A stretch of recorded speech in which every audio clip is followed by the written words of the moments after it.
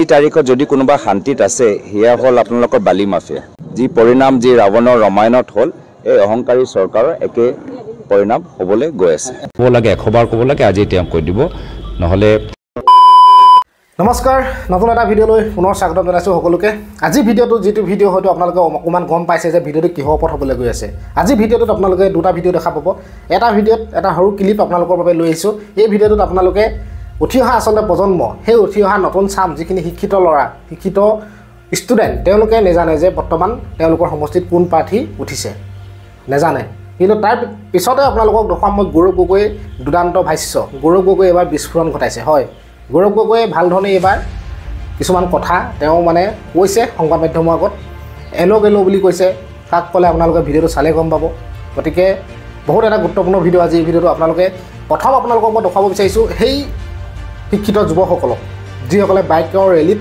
অংশগ্ৰহণ কৰিবলৈ গৈছিল তেওঁলোকে আচলতে কি ক'লে সংবাদ মাধ্যমৰ আগত আপোনাৰ তাৰ এটা সৰু ক্লিপ আপোনালোকক মই দেখুৱাই ল'ব বিচাৰিছোঁ কিন্তু তাৰ আগতে যদি কোনোবা নতুনকৈ মোৰ চেনেলটোলৈ আহিছে চেনেলটোত এটা লাইক আৰু চেনেলটো ছাবস্ক্ৰাইব কৰিবলৈ নাপাহৰিব তেতিয়াহ'লে এই ক্লিপটো চাই লওক তাৰপিছত আপোনালোকক গৌৰৱ গগৈ উদান্তৰ ভাষণ সংবাদ মাধ্যমৰ আগত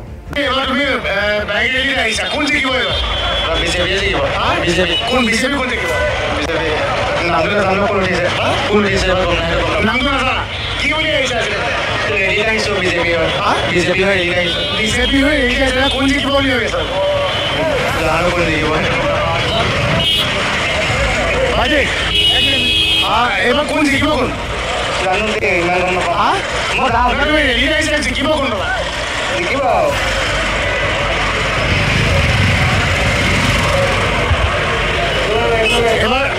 এবাৰ আপুনি ৰেলি আহিছে নিৰ্বাচনী ৰেলি আহিছে কোন জিকিব বুলি ভাবি আছে বিজেপি জিকিব বিজেপি কোন জিকিব কোন উঠিছে বিজেপি আনাউন্স দিছে হ'ব ভাই এবাৰ তুমি বাইক ৰেলি আহিছা কোন জিকিব এবাৰ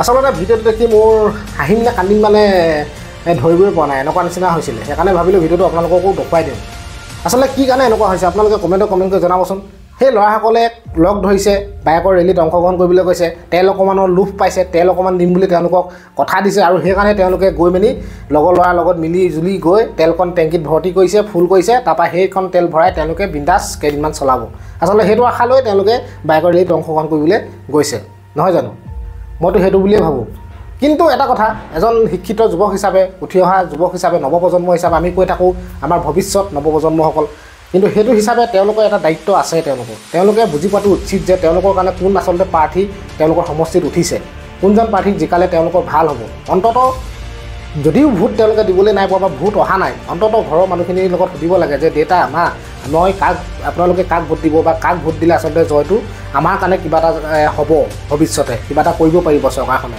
বা সেই প্ৰতিনিধিজনে আচলতে এনেকুৱাবিলাক কথা বাপেক মাকৰ লগত ল'ৰা ছোৱালীবিলাকে আচলতে আলোচনা কৰাটো বৰ্তমান সময়ত প্ৰয়োজন আহি পৰিছে নহয় জানো কিন্তু তেওঁলোকে কোনোবাই ক'লে ব'ল আজি আমুকত মিটিং আছে আমাক তেল ভৰাই দিব গৈছে মেলিছে তেওঁলোকৰ আচলতে সেইটোৱেই তেওঁলোকে আচলতে গমেই নাপায় আচলতে যোৰহাটতে ইমান হুলস্থুল এটা হৈ আছে যে কোন এইবাৰ গৌৰৱ গগৈ তপন গগৈ লৈ মেলি কোন জিকিব কোন হাৰিব যোৰহাটত বহুত এটা মানে চৰ্চা এটা মানে যোৰহাটৰ বস্তুটোৱে মানে গোটেই ছ'চিয়েল মিডিয়াত মানে বেছিকৈ যোৰহাট সমষ্টিটোৰ কথাই ওলাই আছে গতিকে তেনেস্থলত তেওঁলোকে এইটোও নাজানে দুজন তিনিজন ষ্টুডেণ্টক সুধিলে কোন এইবাৰ প্ৰাৰ্থী উঠিছে তেওঁলোকে বিজেপিয়ে জিকিব বুলি কৈছে কিন্তু কোন উঠিছে সেই কথাটো তেওঁলোকে এজনেও কিন্তু ভাল ধৰণে উত্তৰ দিব নোৱাৰিলে এই আচলতে কেনেধৰণৰ মানসিকতা বা কেনেকুৱা ধৰণৰ আচলতে আপোনালোকে কি ক'ব মই সেইটো কাৰণে এই ভিডিঅ'টো বনাইছিলোঁ আপোনালোকে কমেণ্ট কৰি জনাব আচলতে কি হৈছে দেশৰ ভৱিষ্যত এনেকৈ যদি গতি কৰিবলৈ হয় বা যি কি নহওক আপোনালোকে মই বেছি দেৰি কৰি নাথাকোঁ আপোনালোকে গৌৰৱ গগৈ কি ক'লে আজি গৌৰৱ গগৈ সংবাদ মাধ্যম চাওক আজিৰ তাৰিখত যদি কোনোবা শান্তিত আছে সেয়া হ'ল আপোনালোকৰ বালি মাফিয়া আজিৰ তাৰিখত যদি কোনোবা শান্তিত আছে সেয়া হ'ল আপোনালোকৰ কয়লা মাফিয়া আজিৰ তাৰিখত যদি কোনোবা শান্তিত আছে সেয়া হ'ল আপোনালোকৰ ড্ৰাগছৰ মাফিয়া আজিৰ তাৰিখত যদি কোনোবা শান্তিত আছে সেইভাগৰ অলপ ব্ৰইলাৰটো বেছি চলে নেকি টেক্স এই টোল গেট অলপ বেছি চলে নেকি আৰু সেইখিনিৰ লগত যে মুখ্যমন্ত্ৰীৰ লগত যিসকল ঘনিষ্ঠ সেইখিনি আটাইতকৈ আজি শান্তিত আছে আজি মুখ্যমন্ত্ৰী থকাৰ কাৰণে অসমত এটা গুণ্ডাৰ এটা কালচাৰ আৰু অসমৰ ভিতৰত এটা মাফিয়া সিন্ডিকেট আৰু বৃদ্ধি পাইছে আৰু এই কথা মোৰ নহয় সেইটো কথা সকলোৱে জানে জনসাধাৰণে নিৰ্ধাৰিত কৰে কোনো বিশেষ দলৰ এনে ধৰণৰ শক্তি নাই জনসাধাৰণ আটাইতকৈ শক্তিশালী আৰু এই ধৰণৰ অহংকাৰী মন্তব্য প্ৰমাণ কৰে। ৰাৱণ নিজকে খুব অহংকাৰী ধনী বহুবলী ভাবিছিল। ভগৱান ৰামৰ লগত যি সেনা আহিছিল এই বানৰ সেনাক বেছি গুৰুত্ব দিয়া নাছিলে আৰু একে পৰিণাম যি ৰাৱণৰ ৰামায়ণত হ'ল এই অহংকাৰী চৰকাৰৰ একে পৰিণাম হ'বলৈ গৈ আছে। মুখ্যমন্ত্ৰী কিছু টিভিত ওলাবলৈ কিছু কথা কয় আৰু টিভিত ওলাবলৈ কিছু কাম কৰে। যোৱাকালি আমি গম পাইছোঁ যে তেওঁ জিলা উপায়ুক্ত অফিচতো সোমাই তেওঁলোকে মডেল যে কোড অফ কণ্ডাক্ট থাকে তাৰ উলংঘন কৰিছে। তো সেইটো তেওঁলোকৰ আগৰ চৰিত্ৰ। তেওঁ আইন ভাঙি ভাল পায়। ছাত্ৰ সমাজতো বিভিন্ন আইন উলংঘন কৰিছে। পিছত বিভিন্ন সময়তে ব্যক্তিগত জীৱনত বিভিন্ন আইন উলংঘন কৰিছে। এতিয়াও তেওঁলোকে বিভিন্ন আইন মৰ্যাদা আদৰ্শ উলংঘন কৰি থাকে। সেইটো তেওঁৰ ব্যক্তিত্ব আমি তাত ক'বলৈ কি আছে, মানুহে চিনি পায় তেওঁক। মইতো তেওঁলোকে অংকৰ ৰাজনীতি কৰি থাকক, আমাক ৰাইজৰ আশীৰ্বাদ লাগে। তেওঁলোকে অংকৰ গণনা কৰিব পাৰে, কিন্তু ৰাইজে যে আমাক ইমান আশীৰ্বাদ কৰিছে সেই আশীৰ্বাদৰ কোনো গণনা নাই। ৰাইজে যিমাক আমাক শ্ৰদ্ধা কৰিছে সেই শ্ৰদ্ধাৰ কোনো গণনা নাই। ৰাইজে যি আমাক ইমান মৰম কৰিছে সেই মৰম তাৰ একো গণনা নাই। তেওঁলোকে অংকৰ লগত ব্যস্ত হৈ থাকক। আমি ৰাইজৰ মৰম পাইছোঁ, ৰাইজৰ আশীৰ্বাদ পাইছোঁ। ৰাইজে এতিয়া অলপ দিন আগতে কৈছে 2 লাখ ব্যৱধানৰ পৰা জিকিম। এতিয়া যোৱাকালি কিছু ব্যক্তিয়ে ক'লে কি নহয় 2.5 লাখ পৰা জিকিম। যে নহওক মই অংকৰৰ খেলত নাই। ৰাইজৰ মৰম, ৰাইজৰ আশীৰ্বাদ, ৰাইজৰ সুপৰামৰ্শ পোৱালৈহে মই ব্যস্ত হৈ আছোঁ। চাওক, মুখ্যমন্ত্ৰী মিছা কথা কৈ ভাল পায়, মিছা কথা বাৰম্বাৰ প্ৰচাৰ কৰি ভাল পায় আৰু ইতিমধ্যে আপোনালোকে নিজে ক'লে যে ভূপেন বৰা তাৰ প্ৰতিক্ৰিয়া দিছে। তথাপিও সাংবাদিকসকলে হ'ব পাৰে কাৰোবাৰ নিৰ্দেশ মতে এই একেখিনি প্ৰশ্ন দোহাৰি আছে। যেতিয়া এজন ব্যক্তিৰ ওপৰত এটা অভিযোগ আহিলে এজন ব্যক্তিয়ে স্পষ্টীকৰণ দিলে, কিমানবাৰ স্পষ্টীকৰণ দিব লাগিব সাংবাদিকসকলকে মই সুধিবলৈ বিচাৰিছোঁ। মানে এবাৰ, দুবাৰ, 100 বাৰ কৈ দিয়ক, আগতে কৈ দিয়ক, তেতিয়া আমি সেই সমান সহকাৰে ভূপেন বৰা ডাঙৰীয়াৰ পৰা কোৱাই দিম। যদি এবাৰ স্পষ্টীকৰণ দিয়াৰ পিছতো সাংবাদিকসকলে সংবাদ আমাৰ জগতে যদি সুধি থাকে তো কিবা এটা আমি চিন্তা কৰা বিষয়। কিমানবাৰ ক'ব লাগে এতিয়া কৈ দিয়ক, তাৰ ফলত তেতিয়া আমি আজি গোটেই যদি 10 বাৰো ক'ব লাগে, 100 বাৰ ক'ব লাগে, আজি এতিয়া কৈ দিব। নহ'লে এইটো এটা কেৰেক্টাৰ ডিফেমেশ্যন, মানে বদনাম কৰা এটা প্ৰচেষ্টা চলাই আছে, তেনেকুৱা আমাক অনুভৱ হৈছে। চাওক, মোৰ জনসাধাৰণৰ ওপৰত বিশ্বাস আছে যে জনসাধাৰণে এই নিৰ্বাচনত গোটেইখিনি কথা মূল্যাংকন কৰি চাব যে তেওঁলোকে কি বিচাৰে। মই ভাবোঁ খুব আমাৰ স্থানীয় বিষয়বোৰ আছে, যিখিনি বিষয় ভৱিষ্যত কেন্দ্ৰীয় চৰকাৰৰ সন্মুখত আমাৰ সদনৰ ভিতৰত উত্থাপন হ'ব লাগে। মই আমগুৰি জনসাধাৰণৰ বিবেক শক্তিৰ ওপৰত মই গোটেইখিনি মোৰ ভৰসা আছে। তেওঁলোকৰ সিদ্ধান্তক মই স্বীকাৰ কৰিম। চাওক, এইবাৰ নিৰ্বাচনটো অলপ বেলেগ ধৰণৰ। এইবাৰ নিৰ্বাচনত ৰাইজৰ যে এটা আৱেগ এটা মই অনুভৱ কৰিছোঁ, ৰাইজৰ যে এটা সন্মানৰ এটা যি কথা সকলোৱে কৈ আছে।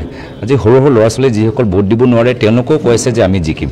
তো এনেকুৱা এটা পজিটিভ মাইণ্ডছেট, পজিটিভ এটা পৰিৱেশ যেতিয়া আছে, তেতিয়া যোৱাৰ যিমান আপোনালোকে নিৰ্বাচন চাই অধ্যয়ন কৰিলোঁ, মই ভাবিছোঁ এইবাৰ নিৰ্বাচনটো এটা বিশেষ নিৰ্বাচন হ'বলৈ গৈ আছে।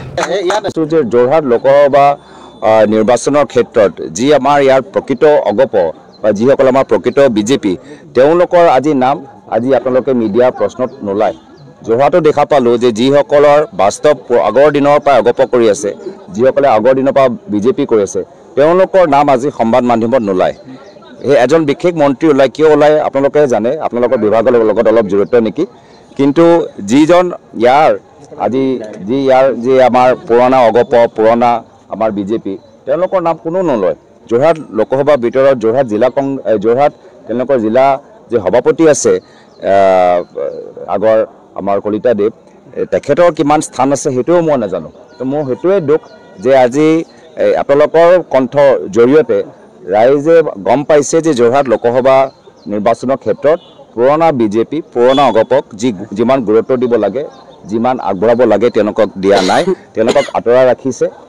তেওঁলোকৰ ভিতৰত যে এটা শীতল যুদ্ধ আছে, লবি কেন্দ্ৰিক যে ৰাজনীতি তাৰ ভিতৰতে আছে, তাৰে এটা ইংগিত, তাৰে এটা প্ৰমাণ। যিমান সততাৰে এজন অগপৰ কৰ্মীয়ে অগপ কৰিছে, যিমান সততাৰে বিজেপি এজন বাস্তৱ কৰ্মী বিজেপি কৰিছিলে, যিমান সততাৰে এজন RSS কৰ্মী RSS কৰিছিলে, ইমান সততা যাৰ নাম আপোনালোকে লৈছে তাত নাই। এইখিনি আয়াৰাম গায়াৰাম হিন্দীত এটা আছে, আয়াৰাম গায়াৰাম। তো আয়াৰাম গায়াৰামৰ কথা লৈ আমি ইমান চিন্তিত নহয়। আজি যি সততাৰে যিখিনি মানুহ আজি বিজেপি অগপ RSS কৰিছে, তেওঁলোকৰ আজি স্থান নাই। সেইটো আপোনালোকৰ প্ৰশ্নৰ জৰিয়তে আমি ব্যক্ত পাইছোঁ।